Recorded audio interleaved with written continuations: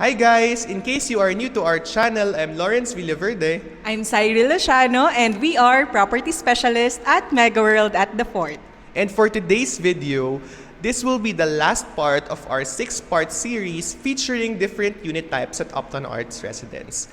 And for today, we will feature a loft unit located at the amenity floor of Uptown Arts Residence. At the same time, we will feature the lobby of this condominium. So, are you guys ready to see the unit? Are you ready, Miss Sai? Yes. Let's go!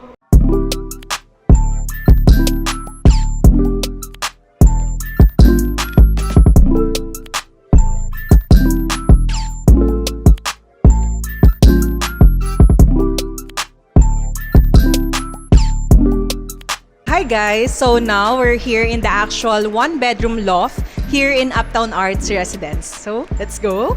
So, same din siya with all the deliverables here in Uptown Arts. So, we deliver with smart home, with digital lock.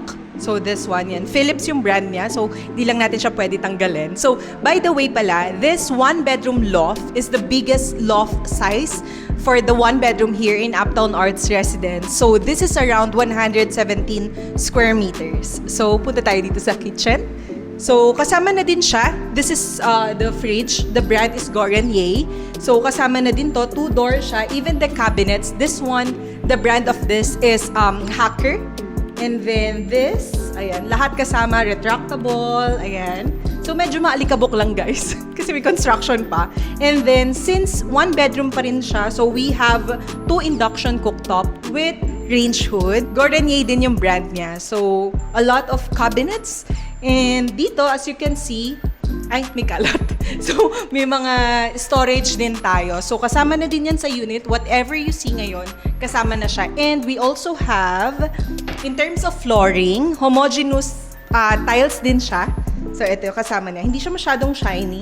So, this one-bedroom loft, it comes with a storage area din. So, let's go. With own toilet and bath din. Or, you can, ito, washer and dryer din siya. Parang laundry area na din. So, you can put your laundry area here. Tapos, you can put cabinets dito. And then, sa side, I'll show you. You can use this as guest toilet and bath. Ayan. So, very cute lang siya. And then, so, labas na tayo. So, one thing na parang unique feature ng mga one-bedroom loft is meron siyang sariling lanay. So, this lanay, labas, wag na lang tayo lumabas. Pero, eto yun kasi may mga construction pa siya, so very delikado pa. So, dito sa lanay, ayan, very spacious siya. This is around 12 square meters. Yan siya. So, yung mga compressor ng aircon andun din. You can put bigger, parang pwede kayong maglagay ng bigger couch, yung pang-outdoor na couch. So, meron din tayong railings para hindi masyadong mainit. So, may parang bubong din siya. So, etong area na to, this is the location for the dining area based sa unit layout. And it comes with this one, yung video intercom. This one. Ayan. Video intercom and smart home switches, aircon kasama na din. This is the guest toilet and bath as well, or common toilet and bath. So, pasok tayo. So, kasama na siya. Powder room. So, powder room siya. Kasi wala siyang shower. So, this will be your powder room. So, yung brand pala ng mga toilet fixtures natin, Villeroy and Bock.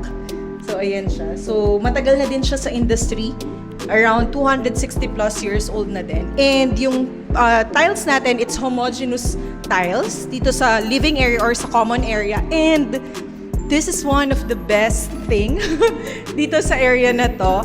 It's floor-to-ceiling glass window, and then it's facing the infinity pool. So, medyo may construction pa lang. So, hindi pa kaaya-aya yung tingin natin. Hindi pa siya ganun kaganda. Pero once matapos, there will be lots of greeneries then, and then swimming pool. And then here, this will be your like living area. Ayan. This will be your living area dito, ayan. So, very spacious siya for a one-bedroom unit kasi it's 105 square meters. So, ngayon naman, akyat tayo sa bedroom area. Let's go! So, akyat naman tayo ngayon sa bedroom area. Super gusto namin itong bedroom kasi sobrang spacious niya. So, before tayo makarating doon, meron tayong sariling, you have your own toilet and bath here. So, same din, may Villeroy and Bock din siya. And spacious siya. Look. So, very spacious, and then it has yung tiles sa wall, kasama na din. Tapos, cabinet pala. Ayan, under sink cabinets, kasama na din. This is the first ever project ni Mega World na may kasama ng ganon. Careful, Lord. So, dito, meron din siyang sliding door. So, if you want some like privacy, you can close naman. Close natin. Ayan. So, ayan, may window na siya. And look, sobrang spacious, guys. Look! King size bed. Kasya siya. Dito yung based dun sa unit layout, this will be your location for the headboard.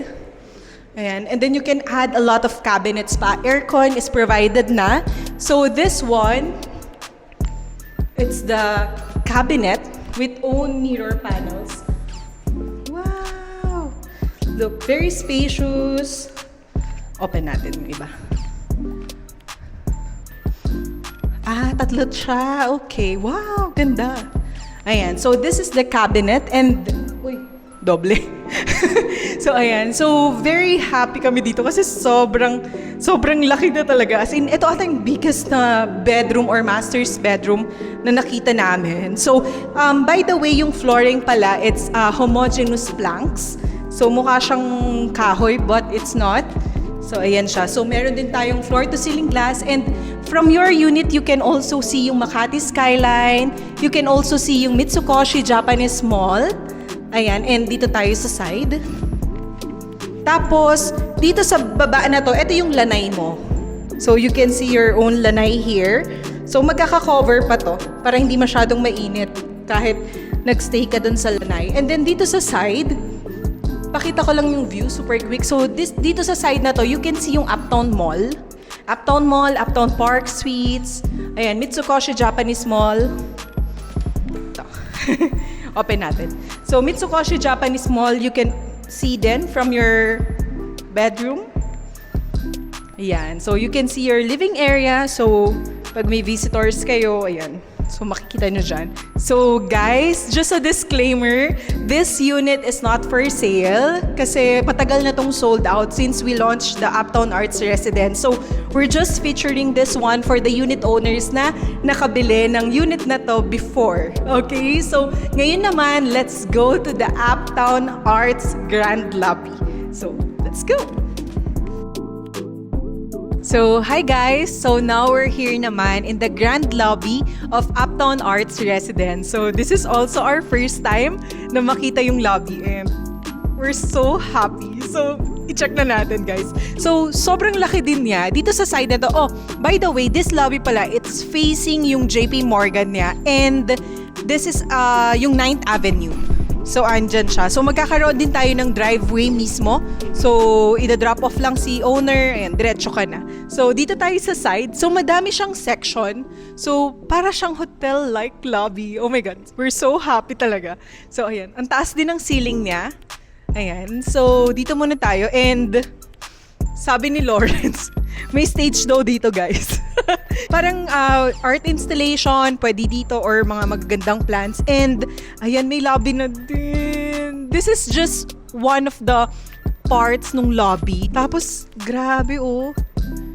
Di pa lang pwede siya tanggalin, pero ang dami niyang painting. So, from the name itself talaga, Uptown Arts Residence. So, nabigyan niya ng justice yung name. It's more of like yung arts, ganyan. And makikita niyo din yung sa chandelier natin mamaya. So, ang laki. So, we have daming aircon.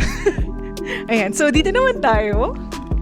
So, ito yung pinaka-reception desk natin. So, yung mga condos ni Mega World, we have 24-hour security and at the same time, we have 24 hours na receptionist dito sa area lagi. So, and then yung mga video intercom na pinapakita namin sa bawat unit, connected siya dito.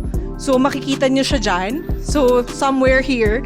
So, connected siya dito. So, para nakikita din ng mga unit owners yung kung sino yung visitor nila dito. Eto guys, this is the bigger part nung sa lobby. Oh, sobrang ganda. Look at the chandelier.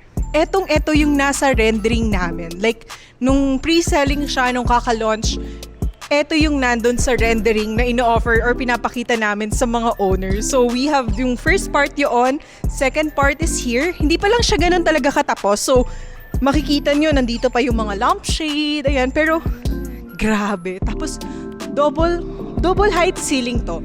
Kasi ang laki, ang taas oh. Tapos yung mga curtains, ang ganda. Sobrang modern niya. And you can see din yung mga decor niya.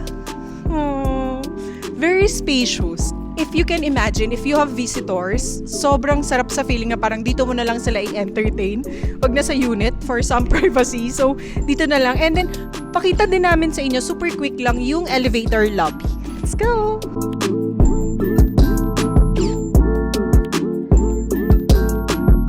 So, meron tayong emergency cabinet here. Dito. So, andito naman. Ganda. So, we have 5 elevators. Ang taas ng ceiling niya. Oh my God. So, eto, ayan. Ang taas ng ceiling. Double height ceiling siya. And ayan, may aircon din. Tapos 5 elevators siya. And dito sa side, check lang natin. Super quick lang. Pero silipin natin. Hindi ko pa nakikita to. Wow. Hello po. Wow, yung mail room. Ang bongga naman ng mail room. Look. Wow, wala lang ilaw. Pero try natin. Ayan. Ang ganda, guys. Tara, tara. Oh, wow. Oo. Sobrang konti lang na to kasi yung Uptown Arts Residence, 12 units lang siya per floor. So, very grabe, very exclusive to. Ang ganda. Oh my God. So happy. May common toilet and bath din tayo dito. So, we have the fire command center here. Tapos, pwede po kami pumasok dito. Quick lang pa, no? Ay, taray loft din. Ay, ang ganda, bongga. Ang ganda. I'm so happy. Kuya, ano yung nasa taas? Yun na yung mismo admin office? Ay, ang ganda. Pwede namin makita. Lord, ang ganda. Look. Yeah, ganda naman. So, this is the property admin office. This is the property admin office ng Uptown Arts. So, meron tayong parang meeting room dito. Super cute niya. And ayan, parang office na din talaga siya. Tapos, sa baba, si admin, pwede pa siya maglagay ng table dito. Para pag magta-turn over, pwede sila dito mag-turn over. So, ayan. Balik na tayo sa lobby. Ganda.